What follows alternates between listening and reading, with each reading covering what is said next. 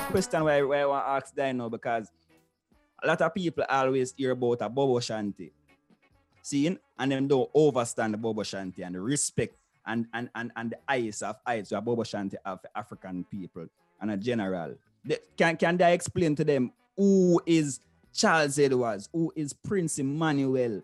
And in 1958, when they come forward with the EABIC, how stern they was towards African liberation directly, because people Europe, yeah man, all Emmanuel is Selassie, and them they even understand who Emmanuel is. One day I paint a picture of who Emmanuel is to the eye, and for ones and ones to know the works what him carry out, you know.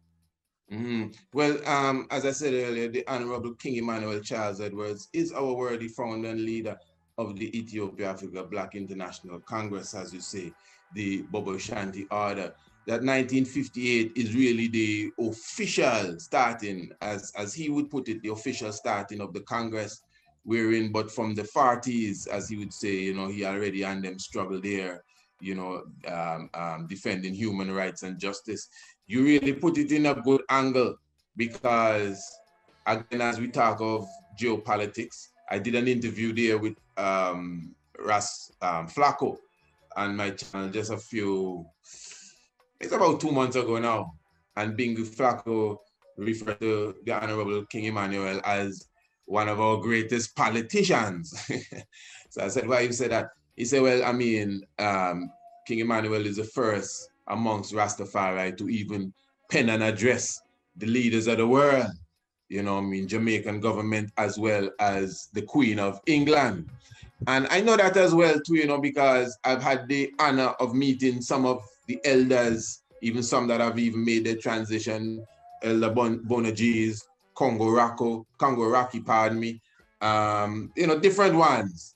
And even Congo Rocky himself, when I speak to Congo Rocky of the Honorable King Emmanuel, Prince Emmanuel Charles Edwards, he referred to him as our father. I telling you the truth. He referred to him as our father. And according to him, this is Congo Rocky words. He told me this in passion. This was in Barbados at a conference. He told me this. He said that none of us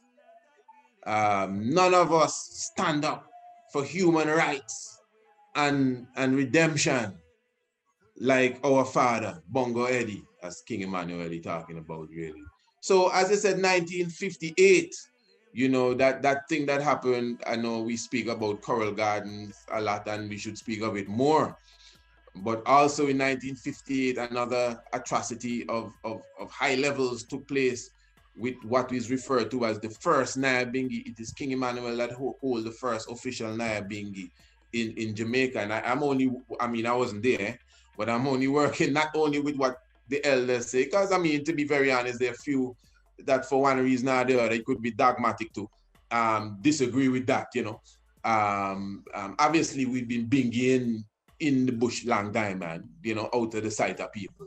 But the man bring it to the forefront. That's really what it is. That's why you have historians like Rex Nettleford, the good brother that just passed on the other day.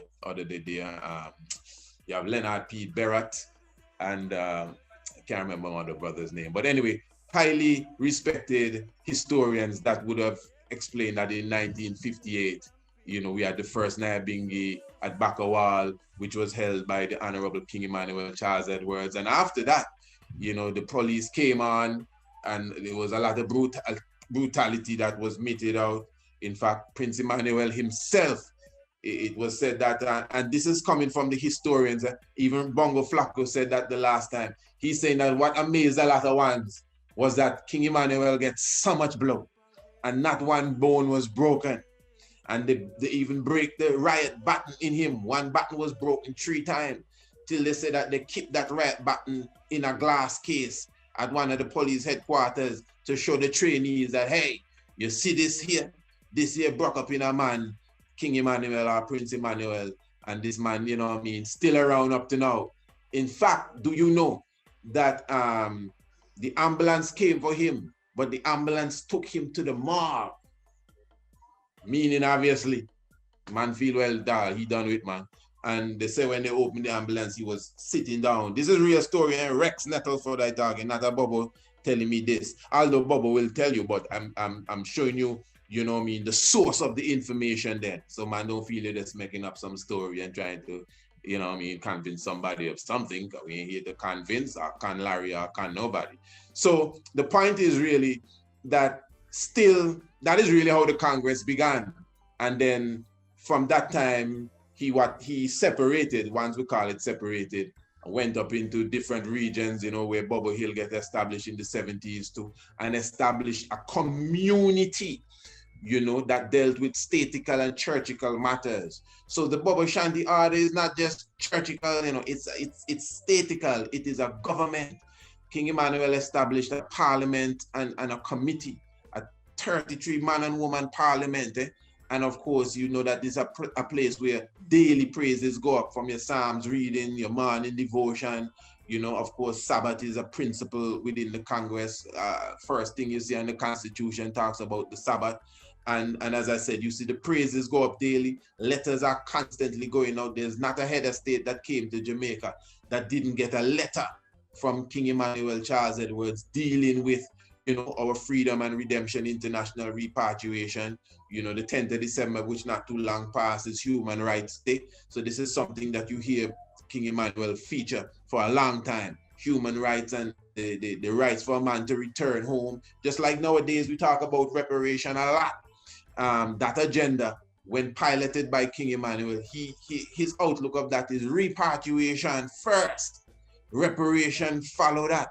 So it's a different way. Nobody has no repatriation now, you know, because we totally forget exactly who we are and where we're from, you know. So as it relates to that man himself as Bobo Ashanti, we actually see within the mystics, because the mystics exist, this is a reality for the world, that there's more in the unseen world than in the seen world. Let me just say that before I continue. There is more in the unseen world. All when you're sleeping or asleep, you're just gone somewhere else. There is more in the unseen world than in the seen world. So although some ones don't like how it sounds and think it religious, but when you see we say Haile Selassie is God, as I said before, I'm telling you, Haile Selassie is not a regular human being. I must put it down like that. You can't just compare him flatline and say, well, you know, we're all the same. It's obvious that there's a specific spark of energy, a certain core, a certain nucleus of intelligence that was manifested in that human being. You get it straight up. And there is prophecies, not just in the Bible, even in the Quran. Any inspired book that has age on it from inspired people speaks of the coming of Haile Selassie. Straight up. I don't know if you get what I'm saying. It's the same thing with King Emmanuel Charles Edwards. It's just time, you know.